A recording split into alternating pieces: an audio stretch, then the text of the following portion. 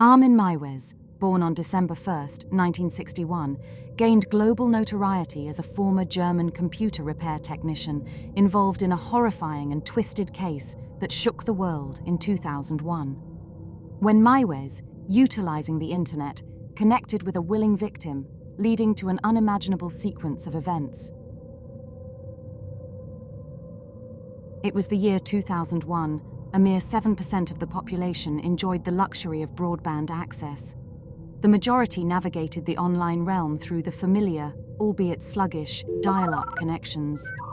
The internet, a far cry from its present-day sleekness, bore little resemblance to the expansive digital landscape we know today. Yet, undeterred by the limitations of the cyber era, a tech-savvy criminal forged ahead, resolutely pursuing his lifelong aspirations.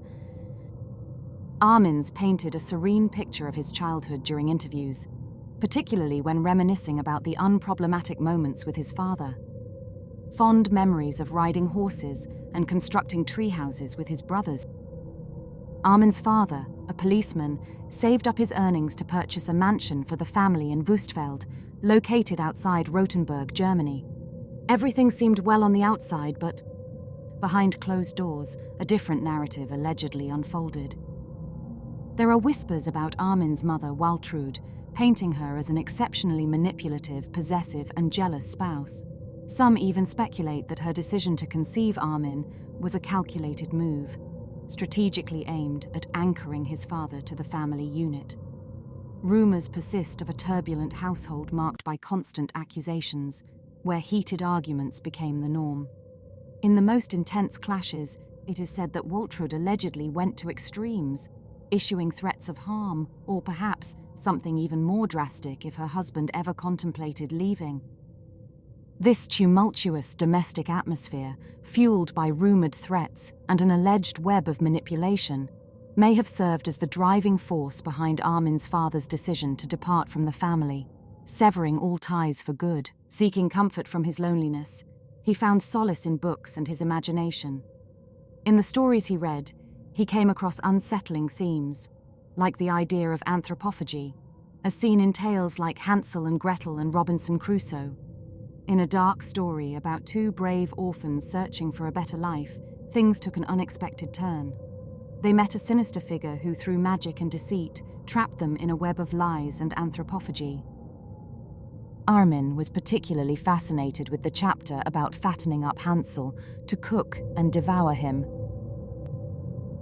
After the abandonment, his mother became the dominant parent, who would often admonish him in public and insisted in accompanying him everywhere. Maiwes, lacking a father figure, created an imaginary brother called Frankie, through whom he vented his first desires, as Frankie would listen to Maiwes, something his mother never did. And he started developing odd tendencies, such as fantasizing about devouring his friends. Maiwes would occasionally bring young women to meet his mother, but they frequently faced criticism for not being deemed suitable for her son. Ironically, this was a fortunate turn for the women, as Maiwes' true interest lay in consuming them. During his adolescent years, he became drawn to websites that promoted his desires. Following his mother's death, Maiwes became increasingly committed to fulfilling his desires.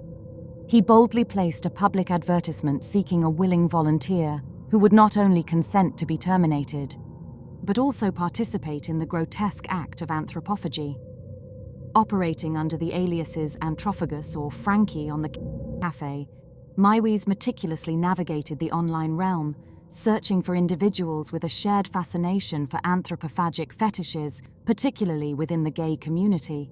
During this macabre quest, Maiwes, now with unrestricted control over his expansive property, spent an entire year immersed in the chilling narratives of serial biographies. Despite numerous encounters with men in hotel rooms for role-playing sessions, none were willing to proceed with the actual act. Notably, Maiwes even rejected a man's request to be beaten to termination, deeming it weird, according to the Daily Mail. However, on March 6, 2001, a significant turn of events occurred when Maiwes engaged in a conversation with a user named Cater99. This individual expressed a desire for his appendage to be off and to meet his demise. That user was Siemens engineer Bernd Jürgen Brandes, a 43-year-old actual engineer, and he was prepared to be terminated. He even mentioned he wanted his skull to be used as an ashtray after his death. According to Harper's, he agreed to Maiwies's proposal, which read in part,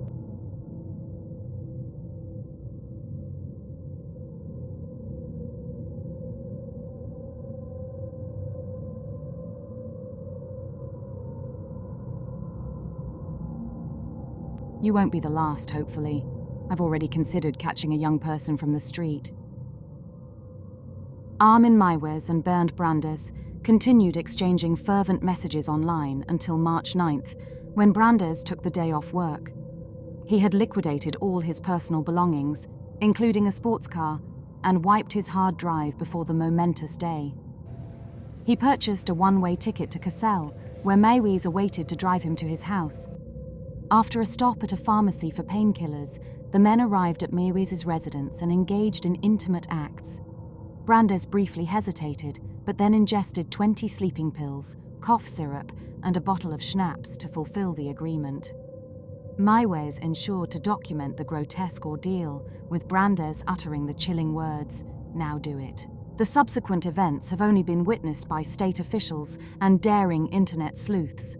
Initially, Maiwies attempted to fulfill Brandes' request to bite off the appendage but was unsuccessful. Resorting to a kitchen knife, he tried feeding it to Brandes, yet it proved too tough to chew.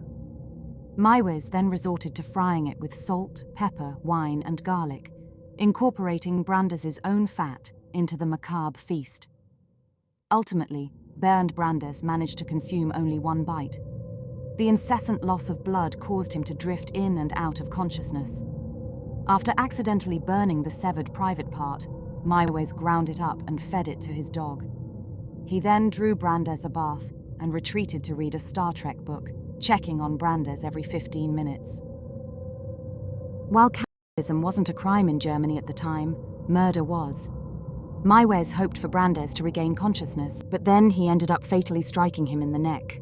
Armin carefully suspended his lifeless body on a meat hook to facilitate draining. Subsequently, he disassembled it on a butcher's block, segmenting the flesh into conveniently sized portions.